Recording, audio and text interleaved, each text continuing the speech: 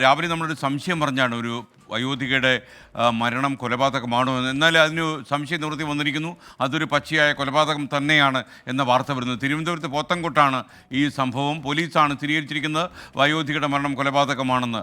കൊയ്ത്തൂർക്കോണം സ്വദേശി തങ്കമണിയാണ് കൊല്ലപ്പെട്ടത്. മുഖത്ത് മുറിവേറ്റ പാടുകളുണ്ട്.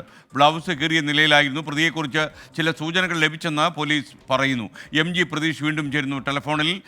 പ്രതീഷ്, യഥാർത്ഥത്തിൽ ഇത് കൊലപാതകം തന്നെയാണെന്ന് പോലീസിന് ബോധ്യപ്പെട്ട് കഴിഞ്ഞോ?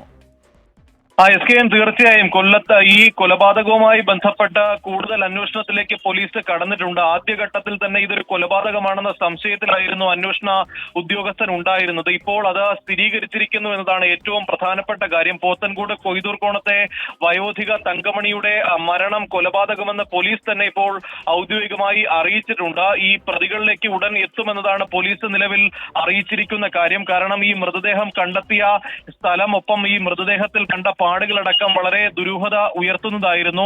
ഈ തങ്കമണിയുടെ മുഖത്ത് ഈ മുറിവുകൾ ഉണ്ടായിരുന്നു. ഈ വസ്ത്രങ്ങൾ കീറിയ നിലയിലായിരുന്നു. തങ്കമണി ധരിച്ചിരുന്ന ഒരു കമ്മൽ നഷ്ടപ്പെട്ടിരുന്നു. ഇതൊക്കെയാണ് ഒരു കൊലപാതക സാധ്യതയിലേക്ക് പോലീസ് അന്വേഷണം എത്തിയത്. തുടർന്നാണ് ഇതൊരു കൊലപാതകമാണ് എന്ന് കൃത്യമായി ഒരു ഇൻക്വസ്റ്റിലൂടെ ഉൾപ്പെടെ പോലീസ് സ്ഥിരീകരിച്ചിരിക്കുന്നത്. ഈ ഏതെങ്കിലും തരത്തിൽ മോഷണ ശ്രമങ്ങൾ നടന്നിട്ടുണ്ടാകും എന്നതാണ് പ്രധാനമായും പോലീസ് ഇപ്പോൾ സംശയിക്കുന്ന കാര്യം.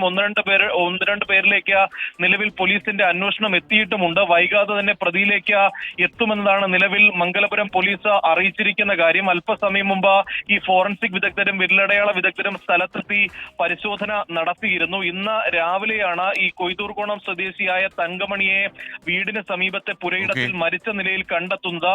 തുടർന്ന് പോലീസ് നടത്തിയ അന്വേഷണമാണ് ഇപ്പോൾ അതൊരു കൊലപാതകത്തിലേക്ക് എത്തി നിൽക്കുന്നത്. SKN.